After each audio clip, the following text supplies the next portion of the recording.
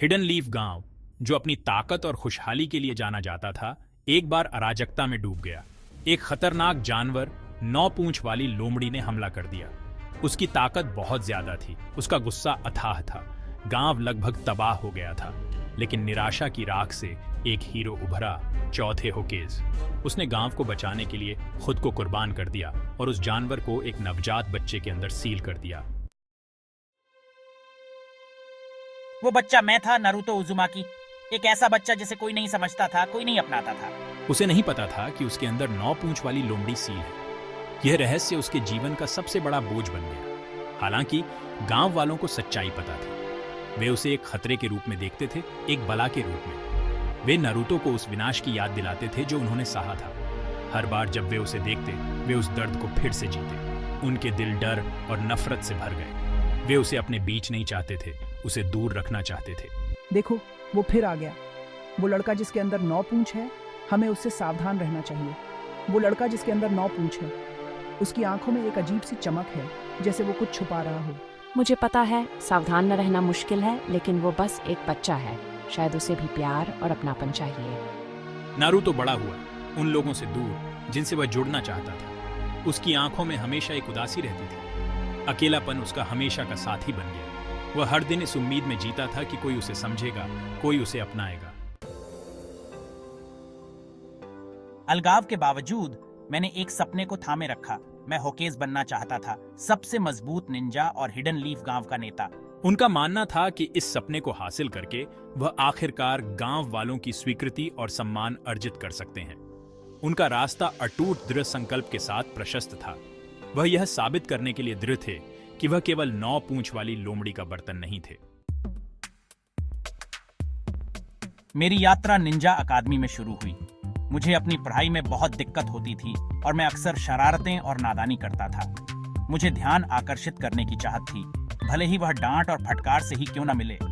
मेरे शरारती रूप के पीछे देखा जाना, स्वीकार किया जाना था कि मैं कौन हूं, न कि मेरे अंदर सील उस जानवर के लिए। मेरी शरारतें मदद की गुहार थीं, एक ऐसी दुनिया में जुड़ाव की विनती थी जिसने मुझसे मुंह मोड़ लिया था। अकादमी के प्रशिक्षकों में इरुका उमिनो ने नारुतो की हरकतों के पीछे के दर्द को पहचाना। वह जानता था कि नारुतो का शरारती व्यवहार उसके भीतर छिपे गहरे दुख और अकेलेपन का परिणाम था। इरुका ने महसूस किया कि नारुतो को केवल अनुशासन की नहीं, बल्कि समझ और सहानुभूति की भी आवश्यकता थी। उसने एक ऐसे बच्चे को देखा जो प्यार और स्वीकृति के लिए तरस रहा था। नारुतो की आंखों में वह दर्द और अकेलापन साफ झलकता था, जिसे इरुका ने भी अपने जीवन में महसूस किया था। तुम्हें पता है, मैंने भी अपने माता पिता को छोटी उम्र में ही खो दिया था।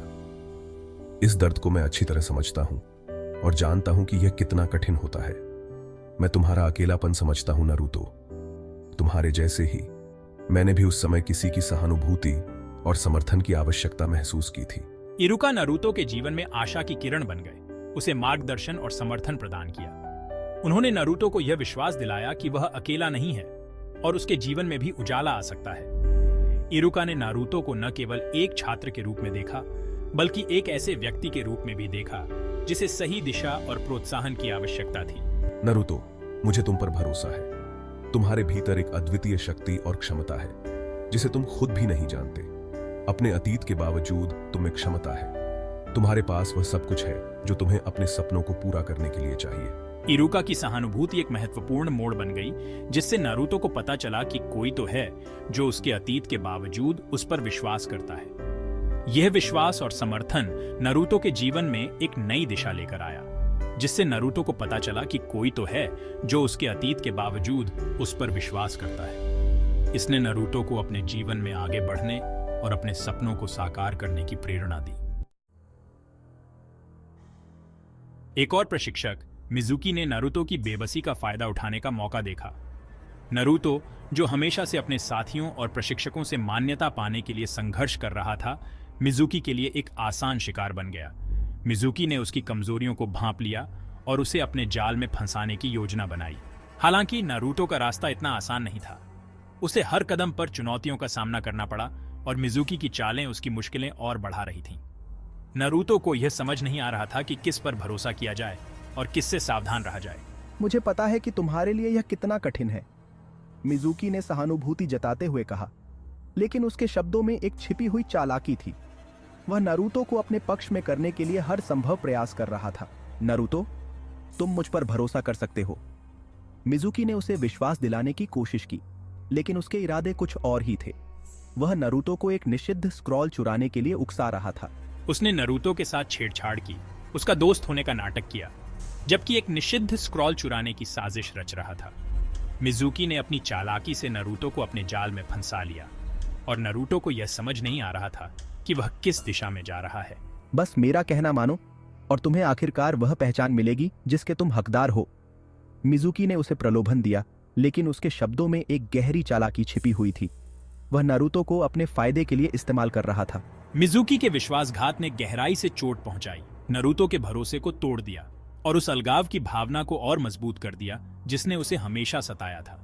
नारुतो को यह समझ में आ गया कि मिजुकी का असली चेहरा क्या है, लेकिन तब तक बहुत देर हो चुकी थी। मिजुकी की चालों ने नारुतो को एक नई चुनौती के सामने खड़ा कर दिया था और उसे अब अपने दम पर इस मुश्किल से बाहर निकलना था।